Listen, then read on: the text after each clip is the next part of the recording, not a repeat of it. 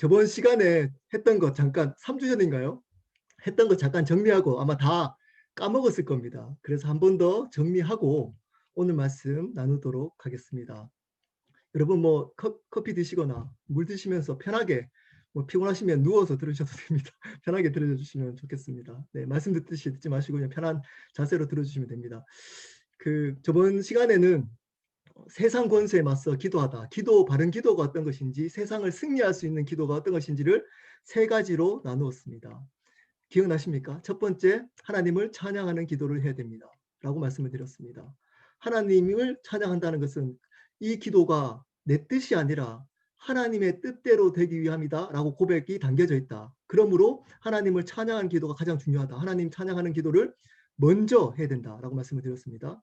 두 번째, 말씀으로 기도해야 된다라고 말씀을 드렸습니다. 우리의 생각과 우리의 감정을 말씀에 비춰서 무엇을 기도할지는 말씀을 비춰봐야지 바른 기도를 할 수 있다. 그러므로 말씀으로 기도하고 하나님은 약속을 했던 것들은 지키시기 때문에 그 말씀을 붙들 때 승리할 수 있다라고 말씀을 드렸습니다. 세 번째, 마지막으로 예수 그리스도가 드러나도록 기도로 마쳐야 된다라고 말씀을 드렸습니다. 우리의 기도의 목적이 우리가 잘 먹고 잘 살고 행복한 것이 아니라 예수 그리스도를 드러내고 예수님의 생명을 흘러보내기 위함이라는 고백인 겁니다. 이렇게 세 가지 기도할 때 우리는 이 세상의 권세에 맞춰서 승리하는 기도할 수 있다라고 말씀을 드렸습니다. 자, 오늘은 제목이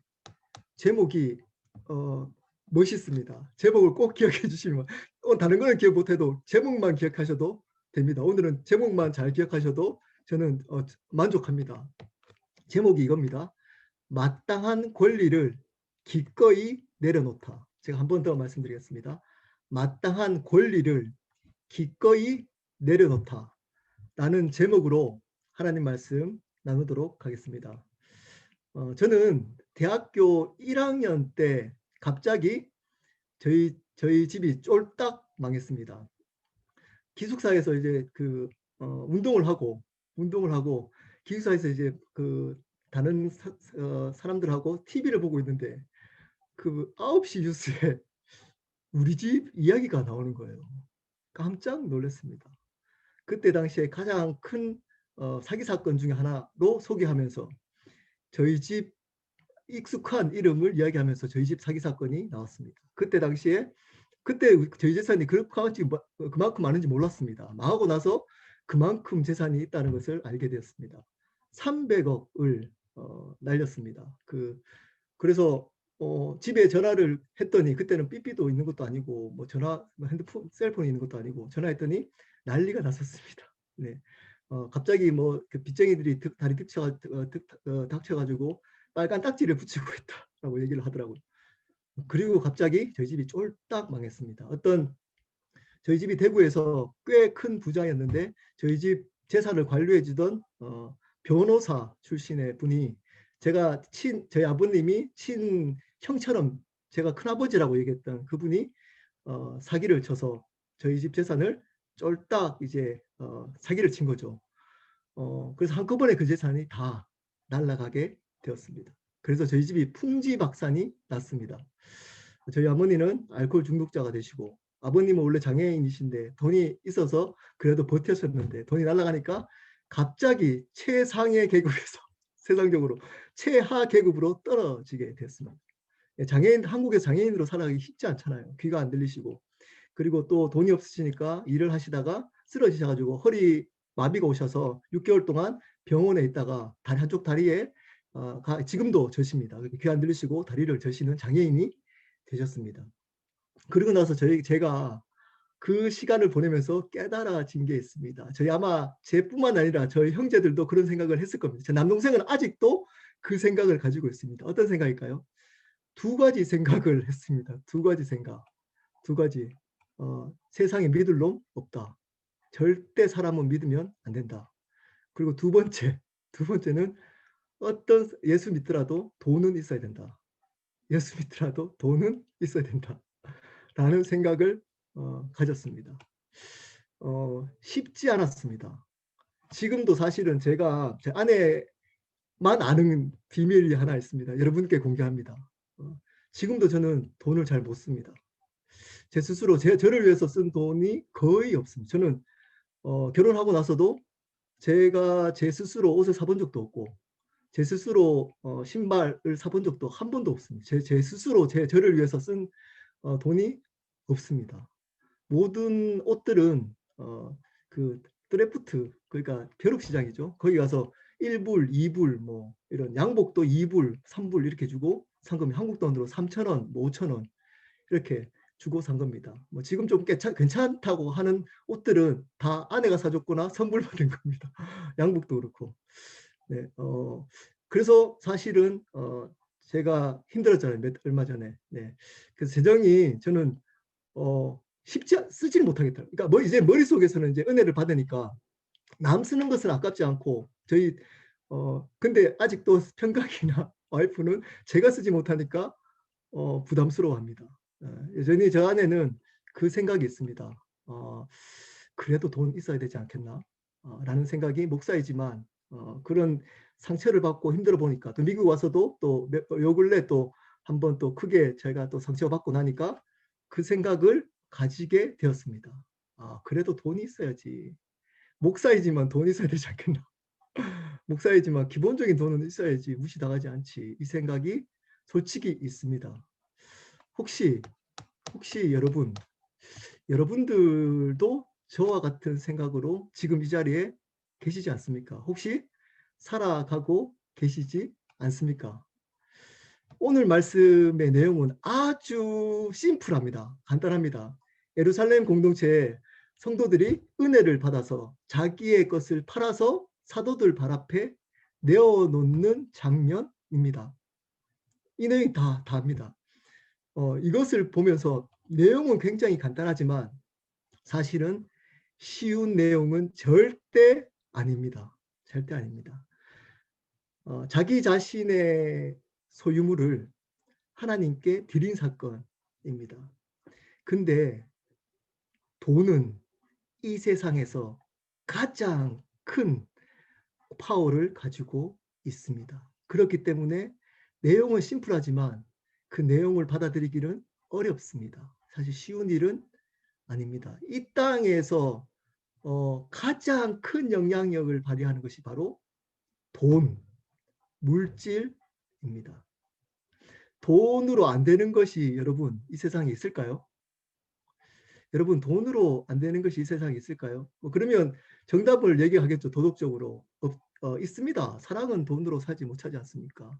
의리는 돈으로 사지 못하지 않습니까? 건강은 돈으로 사지 못하지 않습니까? 이렇게 얘기를 하지만 그런가요? 그렇습니까? 여러분 살아보니까 돈으로 사지 못합니까? 사랑이나 의리나 이런 것들도. 여러분 여러분 교회 안에서만 사셔가지고 잘 모를 수도 있습니다. 제가 알려드리겠습니다. 세상에서는 돈으로 사랑도 살 수 있고 의리도 살 수 있고 다 할 수 있습니다. 심지어 대통령까지 될 수도 있습니다. 나라를 잘 만들려면 돈만 풍요하게 만들면 좋은 대통령이 됩니다. 돈이 이 세상에는 최고입니다. 최고입니다. 돈이 최고입니다. 그러면 이제 바꿔 질문해 보겠습니다. 교회는 어떤가요? 여러분 교회는 어떤가요? 교회에서 최고가 뭘까요?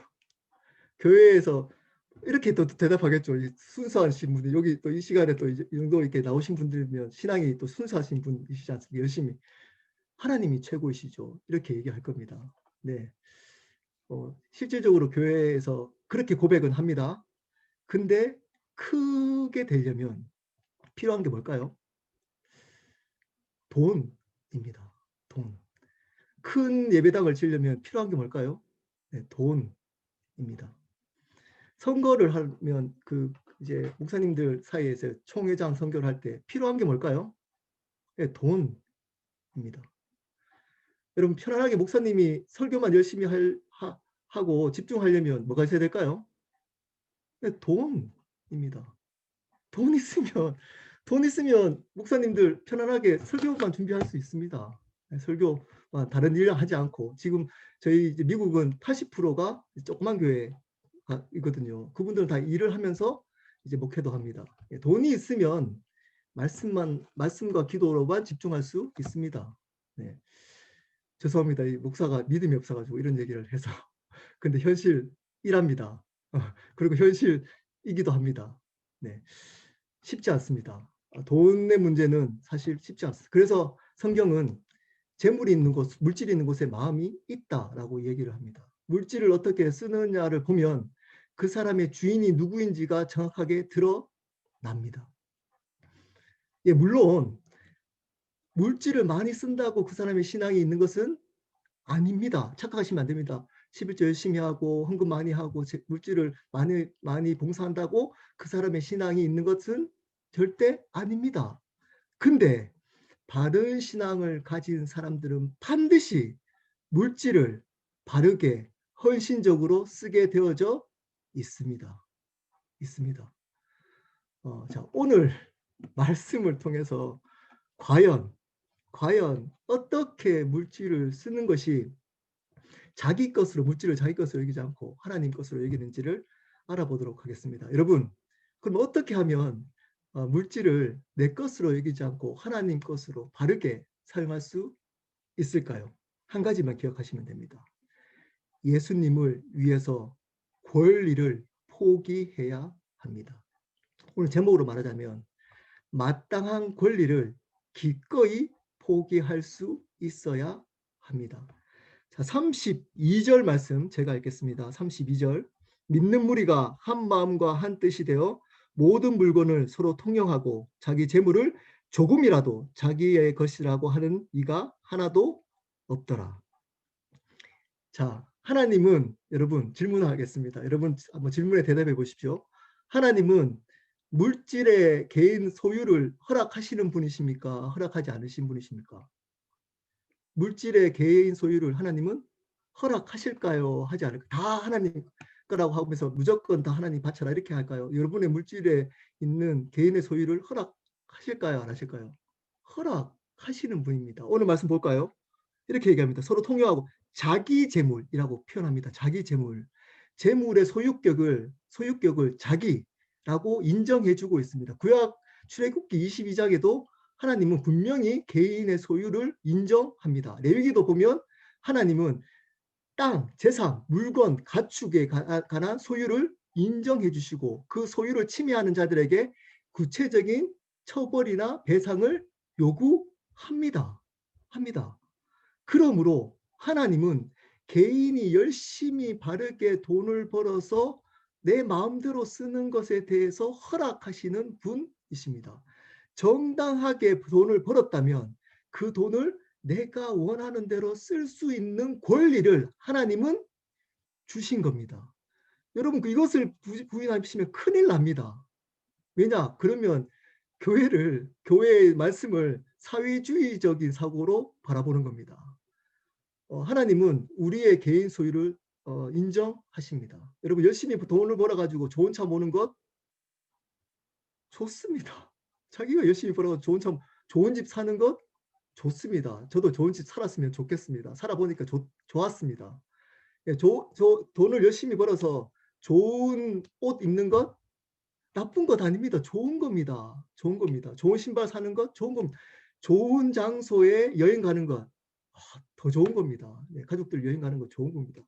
열심히 돈을 버셔야 됩니다. 네.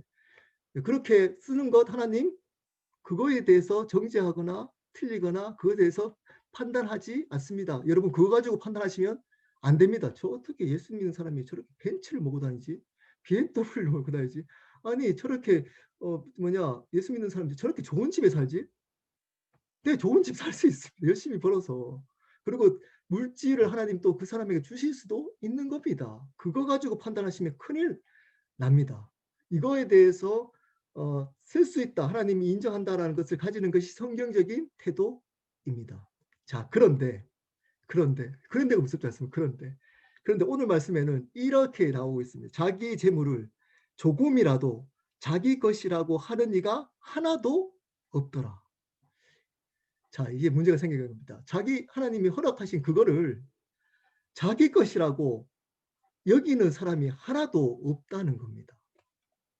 하나님이 물질의 자기 소유권을 인정하는데 마땅히 누릴 수 있는 그 권리를 이 사람들, 예수 그리스도의 제자들, 그리고 예수님을 따랐던 사람들은 어떻게 했다고? 그것에 대해서 포기하고 내려놨다는 겁니다. 그 권리를 내려놓았다는 겁니다. 어떻게 그럴 수 있을까요? 이게 키입니다. 어떻게 그럴 수 있을까요? 자, 33절에 나옵니다. 33절 읽겠습니다.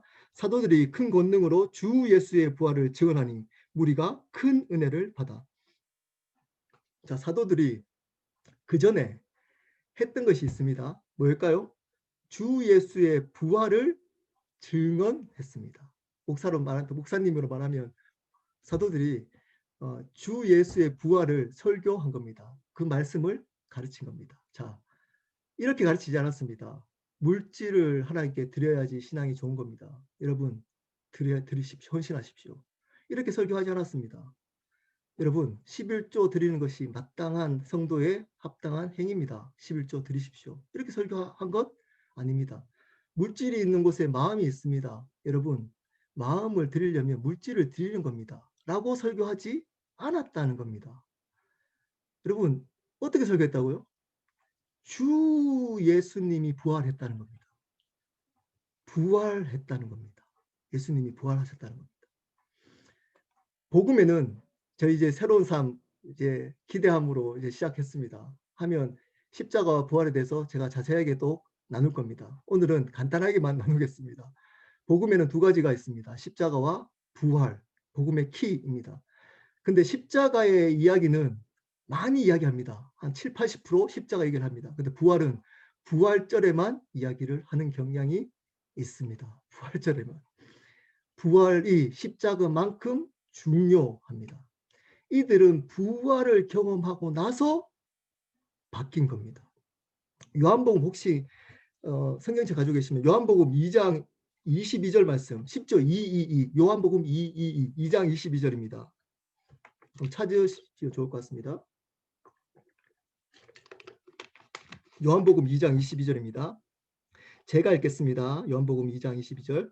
죽은 자 가운데서 살아나신 후에야 제자들이 이 말씀하신 것을 기억하고 성경과 예수께서 하신 말씀을 믿었더라. 자, 말씀을 믿을 수 있는 사람들, 말씀을 믿게 된 게 어떤 계기로 믿게 됐다고요?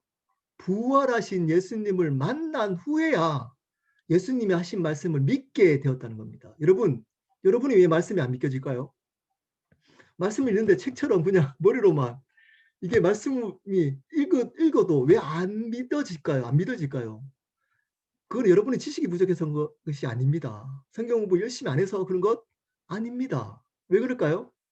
부활하신 예수님을 만나지 못했기 때문입니다. 예수님의 부활을 믿지 않고 있기 때문입니다. 그렇기 때문에 말씀이 성경에서 말하는 기준은 그래서 말씀이 믿어지지 않는 겁니다. 부활하신 예수님을 만나야 된다는 겁니다. 우리 사도행전 17장 나누겠지만 17장 31절 한번 볼까요? 17장 31절 뒤쪽에 있습니다. 30절 31절 30절 31절 제가 읽겠습니다. 알지 못하던 시대에는 하나님이 간과하셨거니와 이제는 어디든지 사람에게 다 명하사 회개하라 하셨으니 이는 정하신 사람으로 하여금 천하를 공의로 심판할 날을 작정하시고 이에 그를 죽은 자 가운데서 다시 살리신 것으로 모든 사람에게 믿을 만한 증거를 주셨음이라 하냐. 자, 왜 여러분 예수님을 잘 못 믿습니까? 자꾸 왜 병이 낫거나 기적과 이적을 바라고 여러분 기도하면서 뭔가 이렇게 바랄까요? 왜 그럴까요? 증거를 보여달라는 거예요. 하나님 살아계신 증거를. 하나님이 살아계시는 증거를 좀 보여달라. 근데 성경은 어떻게 얘기하죠? 그러니까 여러분이 하나님 살아계심을 보여주십시오. 어린아이 때는 불쌍히 여기셔서 보여주기도 합니다. 보여주기도 합니다. 병도 낫게 하고 저도 그랬습니다. 병도 낫게 하고 기적도 근데 성숙해지면 안 보여줍니다. 왜 그럴까요? 이렇게 얘기합니다. 하나님 살아계심을 보여주십시오. 증거해 주십시오. 이러면 나 부활했어. 이렇게 얘기합니다. 나 부활했어. 이렇게 얘기합니다. 부활이 모든 사람입니다. 여기에 예외가 없습니다. 믿는 사람, 안 믿는 사람, 모든 사람에게 하나님의 살아계심을 드러내는 가장 믿을 만한 증거라고 이야기를 해주고 있습니다. 이 부활이 증거가 된다는 겁니다. 달리 말하면 부활을 믿지 못하는 사람은 날마다 기도할 때 증거만 구합니다. 이거 해주십시오. 이거 증명해 주십시오. 하나님 이거 해주시면 하나님 제가 믿겠습니다. 하나님 이렇게 하면 살아계시죠. 재정 채워주십시오. 하나님 그러면 제가 하나님 살아계심을 믿겠습니다. 하나님 이러기는 기도 제목 들어주시면 하나님이 살아계심을 믿겠습니다. 제가 몇 번 말씀드렸습니다. 여러분 수준이 떨어지시면 하나님 불쌍히 여기셔서 들어주시기도 합니다. 기뻐하시지 마십시오. 그거 가지고 기뻐하시면 큰일 납니다. 부끄러운 일입니다. 수준 떨어졌다는 얘기입니다. 여러분의 신앙이 수준이 떨어지고 있다는 증거입니다. 하나님은 이렇게 얘기해야 됩니다. 나 부활했어. 이렇게 얘기를 해요. 아, 그렇군요. 그게 증거군요. 이렇게 받아들이셔야지만 되는 겁니다. 부활의 예수님을 만나면 말씀이 믿어지게 되는 겁니다. 부활하신 주님을 만나면 증거가 필요 없어지는 겁니다. 그분을 그냥 믿으며 살아가게 되는 겁니다. 자, 근데 중요한 단어 하나가 있습니다. 빠지지만 저희 켈러 교회에 다니시면 반드시 이 부분은 놓치면 안 됩니다. 자, 우리 다시 한번 33절 한번 볼까요? 중요한 단어가 뭘까요? 예수의 부활을 증언하는데 어떤 예수님의 부활을 증언하는 거죠? 주 예수입니다. 주 예수. 예수님이 주님이라는 겁니다.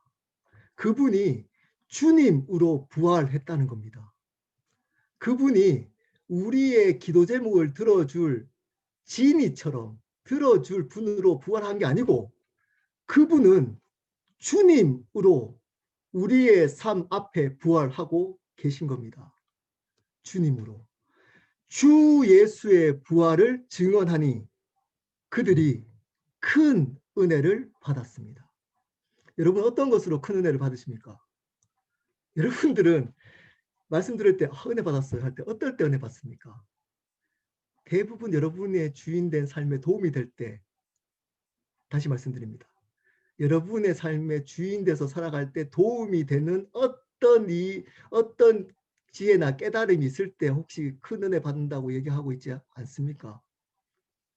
근데 제자들은 예수님이 주님으로 부활했다. 그분이 주인이야. 너의 삶과 생명의 주인으로 부활하셔서 지금도 살아 계시다. 라는 것에 대해서 크게 은혜를 받았습니다. 다른 것으로 은혜 받지 않았습니다. 다른 것으로. 여러분의 병이 낫습니다. 암이 나을 겁니다. 여러분에 있는 자녀가 좋은 대학을 가게 된 것. 여러분이 하고 있는 일들이 비즈니스가 잘 되는 것. 여러분의 상처가 회복되는 것. 여러분의 문제가 해결되는 것. 은혜인데 적게 그 은혜는 아예 은혜 축에도 안 들고 이 사도들은 어떤 것으로 은혜를 받았냐면 예수님이 주님으로 부활했다라는 것을 증거하고 그것을 들을 때 은혜를 크게 받은 겁니다. 그랬더니 자기가 누릴 수 있는 권리를 기꺼이 내려놓은 겁니다. 이 이야기가 교회에 선포되고 있지 않습니다. 목사가 주인입니다. 목사가 주인 되고 있습니다. 교회의 프로그램, 교회 자체가 주인 됐습니다. 그래서 세습하고도 우리의 문제니까 상관하지 마라. 우리가 주인이라는 거죠. 우리가 주인. 성도가 그 교회 주인이라는 겁니다. 그렇기 때문에 우리가 괜찮으니까 괜찮다는 겁니다. 누가 주인이죠? 교회 주인이 자기들이 일하는 겁니다. 맞습니까? 이게 분별이 안 됩니까, 여러분? 여러분 틀린 겁니다. 그거는 교회의 주인은 예수 그리스도만 되어야 하는 겁니다. 예수님이 교회의 주인인 겁니다. 이 얘기가 그들에게는 큰 은혜가 되었습니다. 큰 은혜가 되었습니다. 그랬더니 32절에 일이 일어난 겁니다. 여러분들은 부활의 주님을 믿고 계십니까? 부활의 주님을 어떤 분으로 믿고 계십니까? 여러분의 문제를 해결해 주는 분으로만 믿고 있지 않습니까? 그분을 그냥 천국으로 인도하는 보험 증서로처럼 인정하고 믿고 있지 않습니까? 그렇다면 여러분은 이제껏 신앙이 잘못된 겁니다. 이제껏 예수님 믿지 않은 겁니다. 이제껏 예수 믿지 않은 겁니다. 왜냐? 예수님을 주님으로 믿어야 된다라고 성경은 이야기를 하고 있기 때문입니다. 여러분의 삶이 여러분이었다면 여러분은 기독교라는 종교 생활을 하고 있었던 겁니다. 목사라도, 선교사라도, 장로라도, 사모라도, 안수 집사라도 여러분 주인이 자기이면 예수 믿지 않은 겁니다. 예수 믿지 않은 겁니다. 주인이 예수 그리스도로 고백하는 사람이 그리스도인인 겁니다. 그 사람이 내가 그 사람 어떻게 살아가느냐? 어떻게 살아가냐?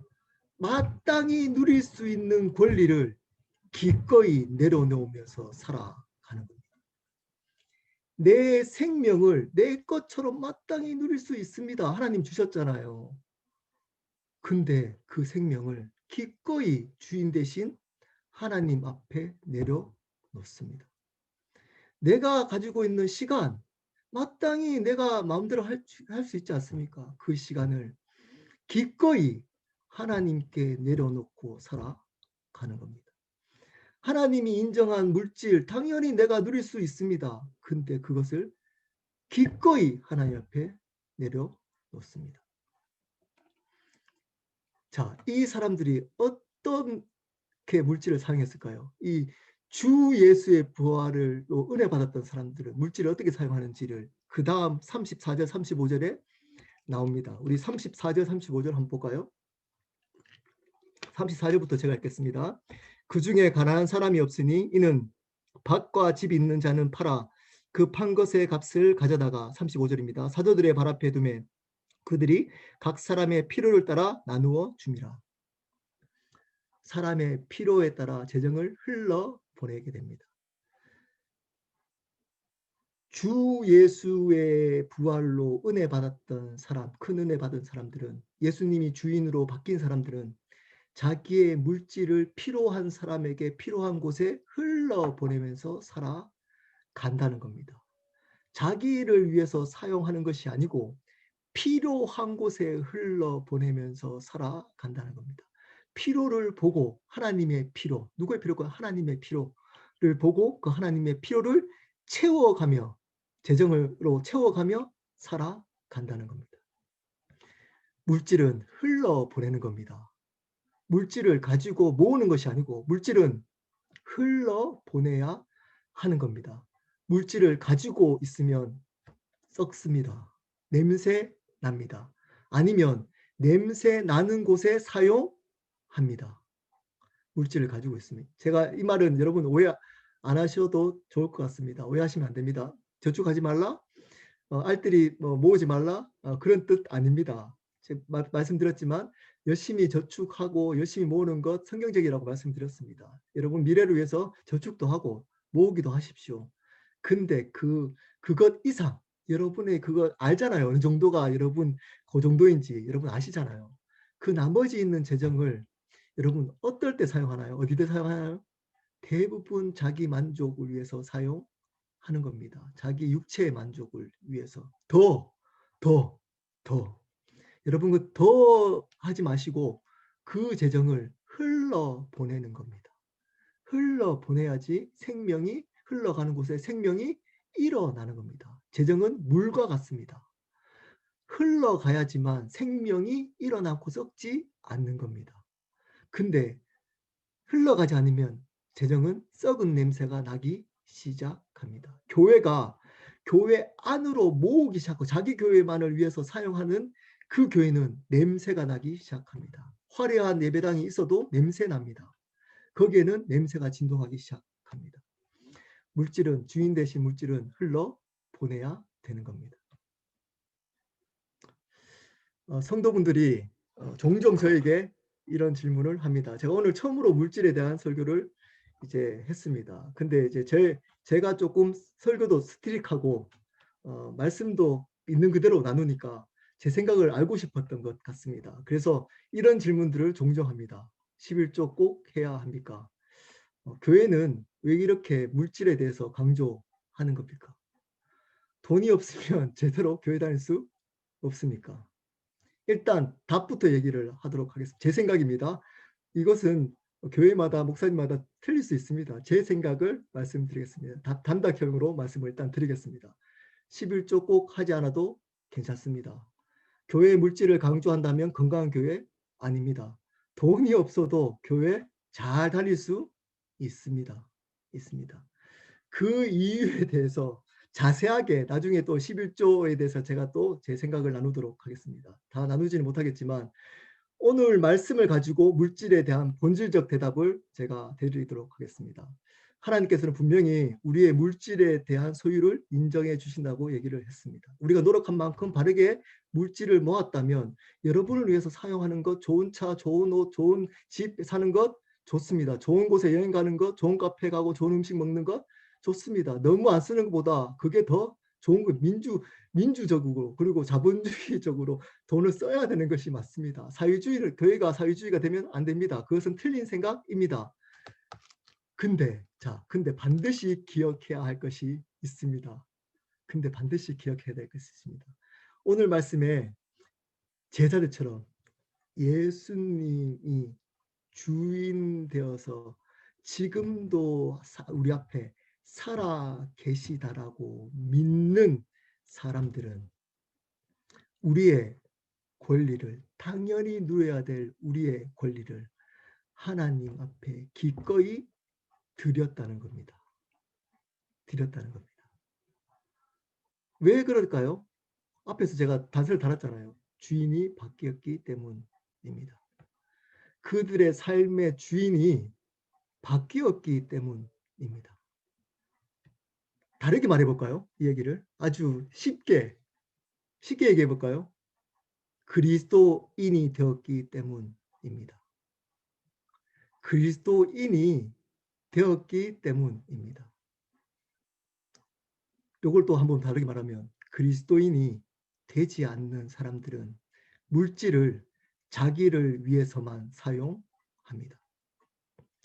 그리스도인이 되지 않은 사람들은 물질이나 자기 소유를 자기 권리를 절대 내려놓지 못합니다. 끝까지 주장하고 권리를 주장하며 하나님은 또 허용하잖아요. 이걸 또 다른 말로 뭐죠? 인격적이시잖아요. 인정하잖아요. 그러다가 어떨까요? 여러분 그러다가 나중에 심판받게 되는 겁니다. 심판. 여러분의 삶의 주인이 누구이십니까? 여러분들은 예수님이 부활하셨음을 믿고 살아가고 계십니까? 오늘도 부활하신 예수님을 만나셨습니까? 어떤 분으로 만나셨습니까? 그분을 주님으로 만나셔야 하는 겁니다.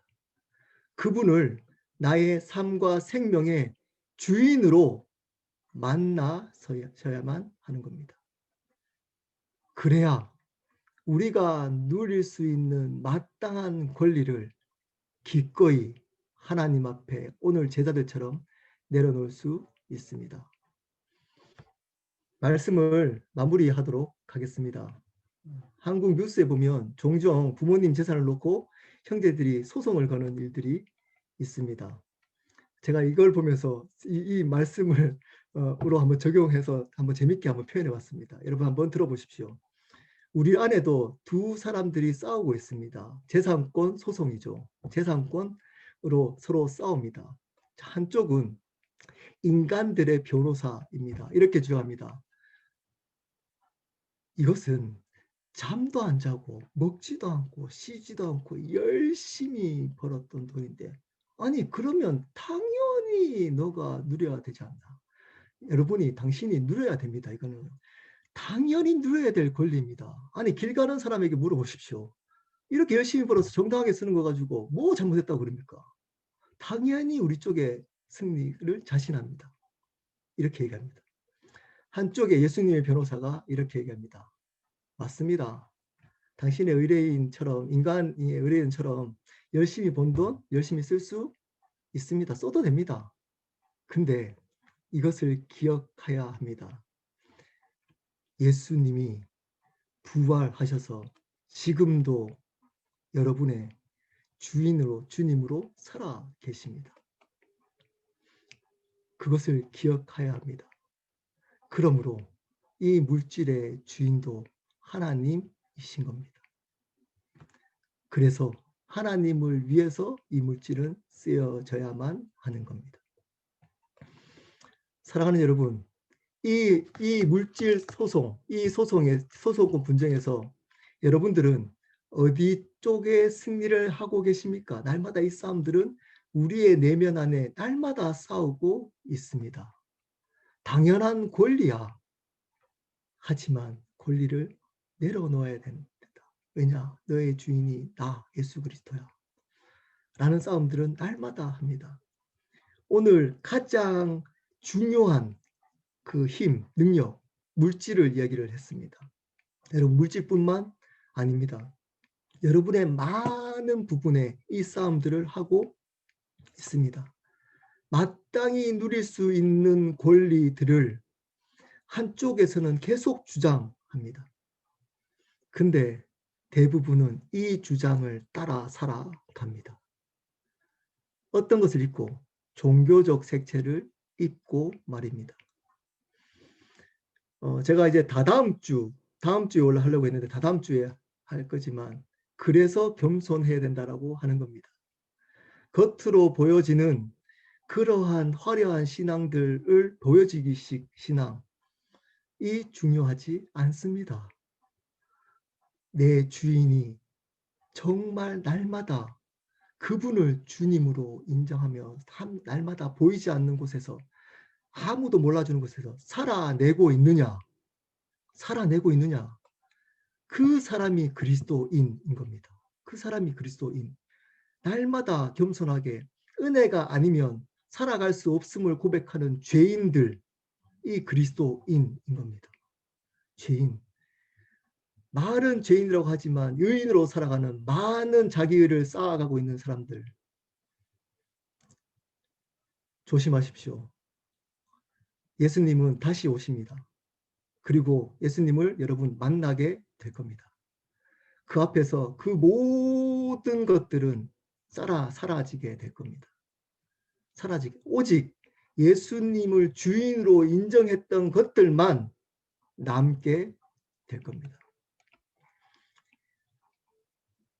오늘 말씀, 우리의 권리를 마땅히 누릴 수 있는 권리를 하나님께 기꺼이 내려놓는 자들, 이 자들이 그리스도인입니다. 우리의 물질도 그러해야 합니다. 그렇게 살아가는 수요 모임 참석하는 모든 분들이 되셨으면 좋겠습니다. 우리 기도하고 또 일주일 사시고 다음 주에 또 뵙도록 하겠습니다. 여러분 오늘 말씀 붙들고 좀 기도했으면 좋겠습니다. 특별히 또 물질도 있을 수 있지만 여러분들이 혹시 여기 계시는 분들 중에 여러분이 주인으로 이제껏 살아오면서 겉으로 보여지는 행위나 직분이나 여러 가지 때문에 나는 괜찮아, 나는 신앙생활 잘해 라고 착각하면서 여러분이 주인으로 살아가고 계신 분 계시면 여러분 예수 믿으셔야 됩니다. 어떻게요? 주님으로 믿으셔야 됩니다. 예수님을 주님으로 영접하시고 믿으셔야 됩니다. 그래야지만 구원 받습니다. 그렇지 않으면 지옥 갑니다. 그렇지 않으면 지옥 갑니다. 천국에서 뵀으면 좋겠습니다. 그런 분들은 어떻게 사느냐? 내가 누릴 수 있는 권리를 하나님께 드리면서 기꺼이 드리면서 삶을 살아가게 되어져 있습니다. 그 그리스도인이 되어 달라고, 혹시 또 주인으로 영접하지 못한 분은 예수 그리스도를 주인으로 영접하셨다면 계속 나의 권리를 하나님께 기꺼이 드릴 수 있는 은혜를 날마다 있게 해달라고, 부활하신 예수님을 날마다 경험하고 만나는 은혜가 있을 수 있도록 함께 기도했으면 좋겠습니다.